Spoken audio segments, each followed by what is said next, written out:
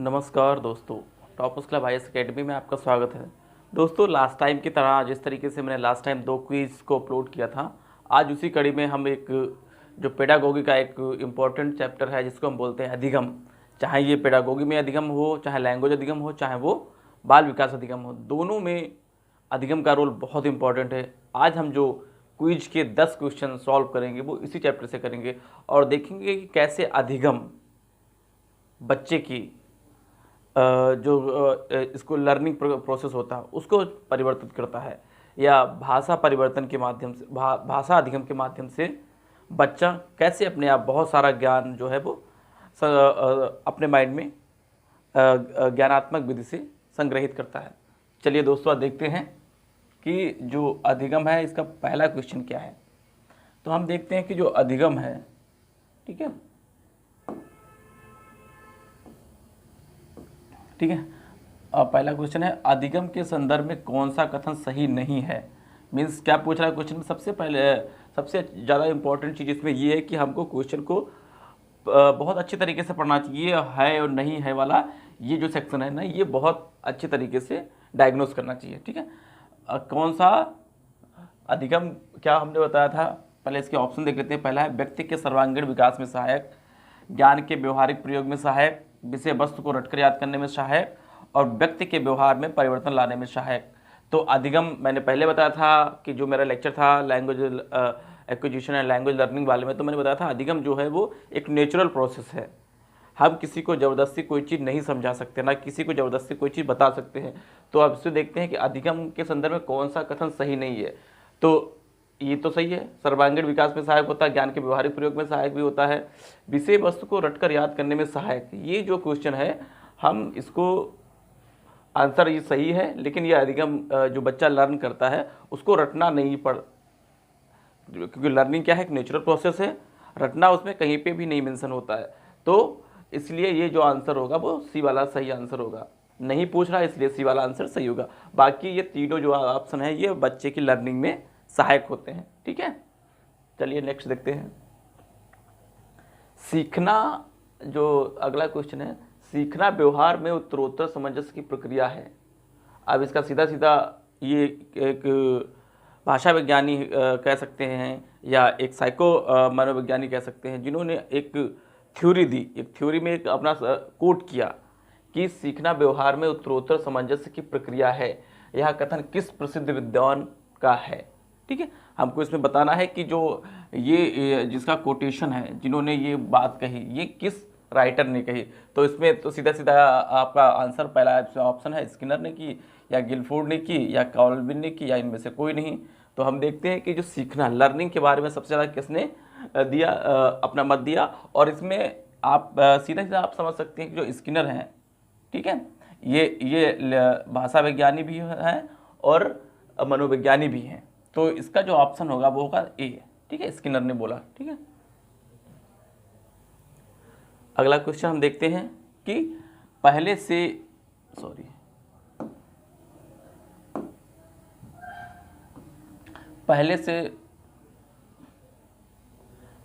निर्मित व्यवहार के अनुभव द्वारा परिवर्तन को अधिगम कहते हैं। यह कथन किसका है। इसमें भी वही पूछ रहा आपसे कि ये जो कथन है ये किस राइटर ने बोला है। तो हमको इसमें बताना है कि पहले से निर्मित व्यवहार में अनुभव द्वारा परिवर्तन अधिगम कहते हैं। ये अधिगम की एक डिफिनीशन भी हो सकती है कि जो हमारे पास जो नॉलेज है उसको हम जब सोसाइटी से गेन करते हैं, उसके बाद में जो प्रोडक्शन करते हैं, ठीक है, जो प्रोडक्शन करते हैं, जो हम सीखते हैं, वही लर्निंग कहलाता है, ठीक है। तो ये किसका तर्क है, पहला है गिलफोर्ड का, दूसरा है कॉल्विन का, तीसरा है स्किनर का। तो हमको इसमें बताना है इस किस राइटर का है मत है, क्योंकि अगर हम थ्योरी पढ़ेंगे या राइटर्स के बारे में पढ़ेंगे तभी बता पाएंगे कि किस राइटर ने कौन सा अपना मत दिया है। तो जो इसका ऑप्शन होगा वो होगा बी, कॉल्विन ने, ठीक है। कॉल्विन ने ये थ्योरी दी। उन्होंने बताया कि पहले से निर्मित व्यवहार, जो हमारे मन में पहले से एक व्यवहार होता है, जो हमारे एक नॉलेज होता है, ठीक है, में अनुभव द्वारा परिवर्तन को अधिगम कहते हैं। जो हम एक्सपीरियंस सोसाइटी में करते हैं, किसी के साथ कम्युनिकेट करते हैं, कुछ भी करेंगे, स्कूल में पढ़ेंगे, देन उसके बाद में जो हमारे माइंड में एक नई टेक्नोलॉजी आएगी, नया ज्ञान आएगा, और ज्ञान के थ्रू जो हम एक्सचेंज करेंगे सोसाइटी में, जो हम अपना दिखाएंगे रूप कि हमने इस 5 महीनों की लर्निंग से ये चीज़ सीखी, तो उसको हम क्या अधिगम बोलते हैं। तो ये जो कथन है ये कॉल्विन का है। अगला हम देखते हैं, भाषा अर्जन मतलब लैंग्वेज एक्विजिशन और लैंग्वेज लर्निंग के संदर्भ में कौन सा कथन सही नहीं है। ठीक है दोस्तों, इसमें भी आप लास्ट में देखिए नहीं है पूछा है, मतलब मीन्स कह सकते हैं कि कौन सा कथन नहीं है। ठीक है, पहला इसका ऑप्शन है, सांस्कृतिक भिन्नता भाषा अर्जन और भाषा अधिगम को प्रभावित करने का महत्वपूर्ण कारक है। ठीक है, भाषा अर्जन में विभिन्न संकल्पनाएं मातृभाषा में नहीं बनती। भाषा अर्जन में कभी कभी भी अनुवाद का सहारा नहीं लिया जाता। भाषा अर्जन सहज और स्वाभाविक होता है, जबकि भाषा अधिगम प्रयासपूर्ण होता है। ठीक है, तो हमको इसमें बताना कौन सा कथन नहीं है। तो हम देख सकते हैं कि जिसमें इसमें कौन जो कथन होगा वो होगा 4, भाषा अर्जन में कभी कभी अनुवाद का सहारा नहीं लिया जा सकता। ये क्योंकि क्या है, ट्रांसलेशन हमारे स्टडी का एक लर्निंग पॉइंट है। ट्रांसलेशन स्टडी अगर हम ग्रामर उठा के देखें या लैंग्वेज की स्टडी उठा के देखें तो ट्रांसलेशन का रोल कितना इंपॉर्टेंट है ये हम देख सकते हैं। हमको हिंदी टू इंग्लिश में ट्रांसलेशन सिखाया जाता है, पास्ट हो, फ्यूचर हो, प्रेजेंट हो। तो हम देखते हैं कि जो ट्रांसलेशन स्टडी है वो लैंग्वेज एक्विजिशन में बहुत इंपॉर्टेंट है। अगर आप मूवी देखें, इंग्लिश गाने सुने, तो लोग क्या करते हैं, ट्रांसलेशन टूल्स के माध्यम से उसको समझने की कोशिश करते हैं। या बहुत सारा मटेरियल अगर हमारे टेक्स्ट बुक में दिया तो हम उसको ट्रांसलेट करवाते हैं, क्योंकि हमको दूसरी लैंग्वेज नहीं आती। तो भाषा अर्जन जो होता है उसमें जो ये होता है कि अनुवाद का भी सहारा लिया जा सकता है। ठीक है, अगला कथन है, पियाजे के अनुसार भाषा अधिगम व अर्जन के संदर्भ में कौन सा कथन सही है।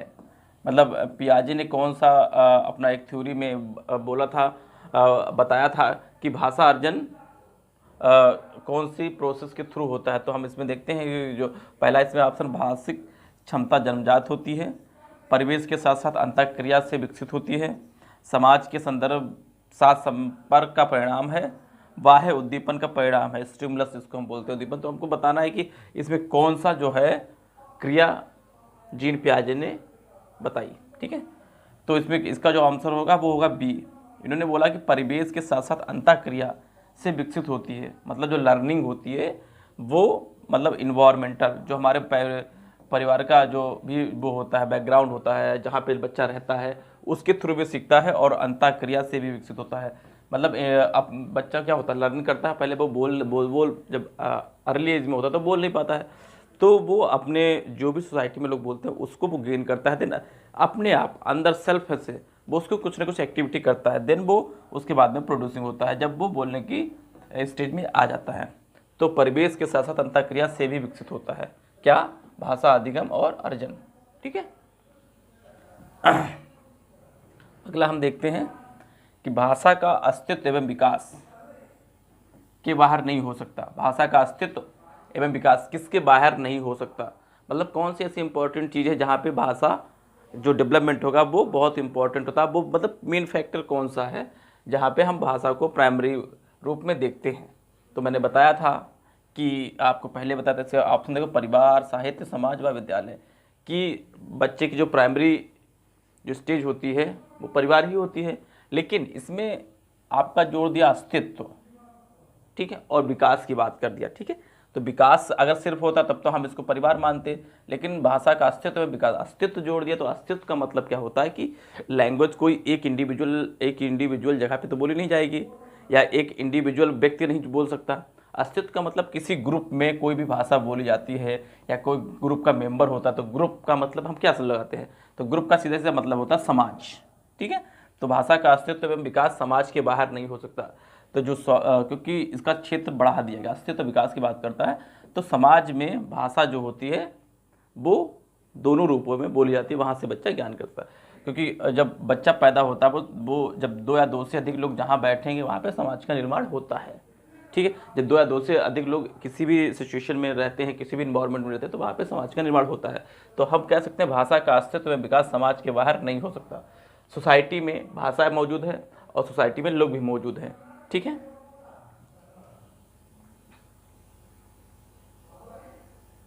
अगला क्वेश्चन हम देखते हैं। अच्छा, अभी जो क्वेश्चन था, भाषा का अस्तित्व एवं विकास समाज के बाहर नहीं हो सकता, देखिए यहाँ पे आ गया। कभी कभी क्वेश्चन में भी आंसर दे दिया जाता है, अगर हम 30 क्वेश्चन को पढ़े तो कभी लगता है।